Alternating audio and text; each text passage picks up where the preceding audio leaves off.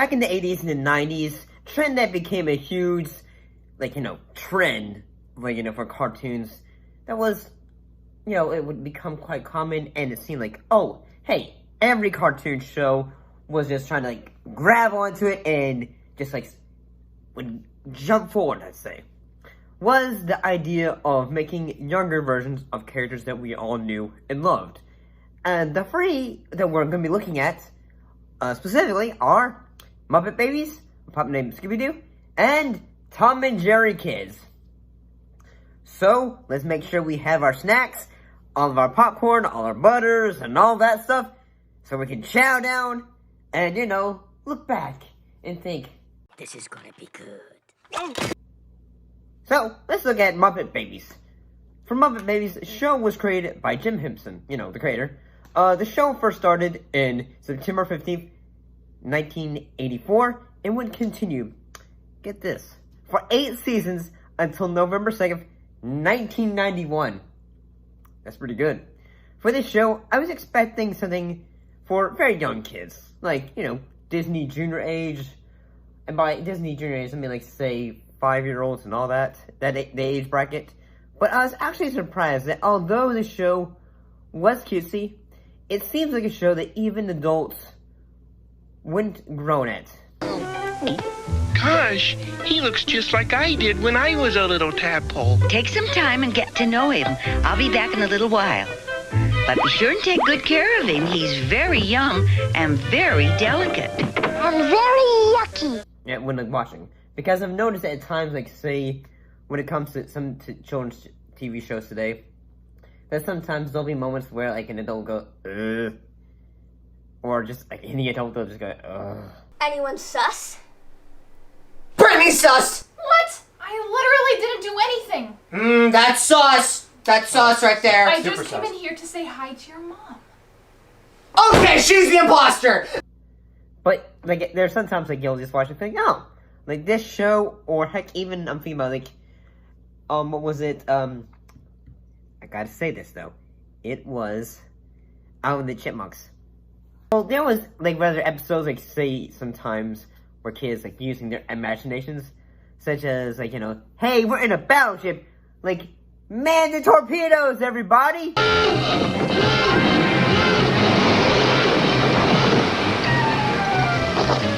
They're making a run for it, sir. This is your captain speaking. Everyone to your battle stations. And one thing that was always common, say, as a children, we'd always have that one fear of the dark. And, yeah, this kind of when Tom's talk about it. I also didn't notice this, but I think I knew about this show as a kid. I can't remember actually watching this. I can't remember. But sometimes this show, doing the research though, I did realize oh, it would have a lot of references to other shows that were more, or films that were rather, more darker. Whether it was Indiana Jones.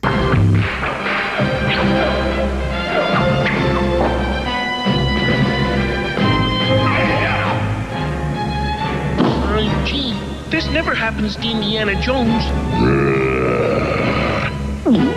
And the Temple of Doom. Which is, kind of surprising. But, honestly, it seems like a very cute show. A very cute one. That was, that would have been fun to check out. It seems like it was cute. So I think. So let's move on to a pup named Scooby-Doo. There's a mystery in town, so call the coolest pup around. Oh, Scooby, Scooby-Doo. A Pup Named Scooby-Doo was a show that aired on reruns when I was a kid. I didn't see it when it started, but the show ran for 3 seasons and aired on September 10th, 1988, and would continue until August 17th, 1991. For this show, the only actors to return to their roles of the characters are Don Messick as Scooby-Doo and Casey Kasem as Shaggy Rogers. One thing that made this show fun at least I think so, was when the kids were always being chased by the, like, you know, the monster or the ghost of that episode. There would always be, like, you know, that chasing music that would go, you know, just like say, hey, here's that monster, you gotta know about that monster.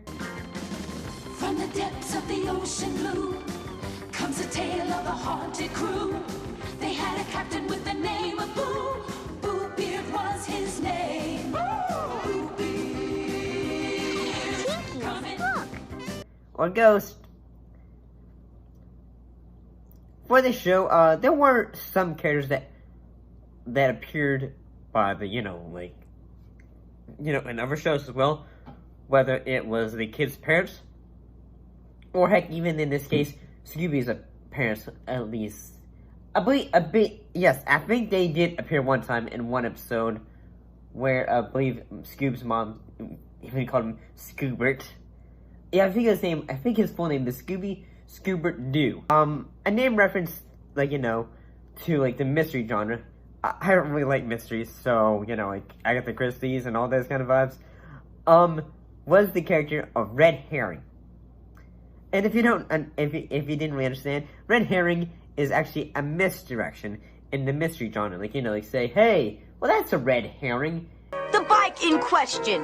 We've caught you red-handed, Red. But Freddy, this isn't my bike. Mine's red. This one's blue. Yeah.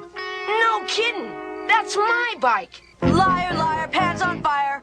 You just painted Shaggy's bike blue to throw us off. And in fact, it was just the writers or all, like, you know, trying to misdirect you. Like, oh, it was actually this, when it was actually blah, blah, blah, blah, blah. But I kind of liked it. I kind of liked a pup named Scooby-Doo. It was always like a fun little show to watch if you weren't, like, wanting to watch the classic Scooby-Doo that day. So, let's look at our next cartoon. In this case, Tom and Jerry Kids. The Tom and Jerry Kids. The Tom and Jerry Kids Show. Growing up, I think we all at one point would watch our favorite cat and mouse duo, Tom and Jerry, the duo who would try to outwit each other. Well, from September 8th, 1990 to December 4th, 1993, Tom and Jerry Kids would appear on, Fox Kids.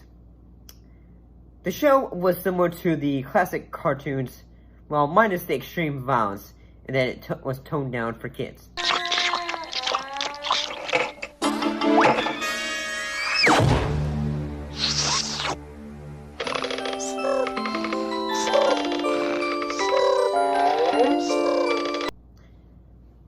Which is fine, I suppose, but while the animation for it is nice, this doesn't seem like a show that I would really rewatch when it comes to Tom and Jerry. I apologize, I'm sorry for those who kind of enjoy the show. I like my Tom and Jerry to, have great slapstick.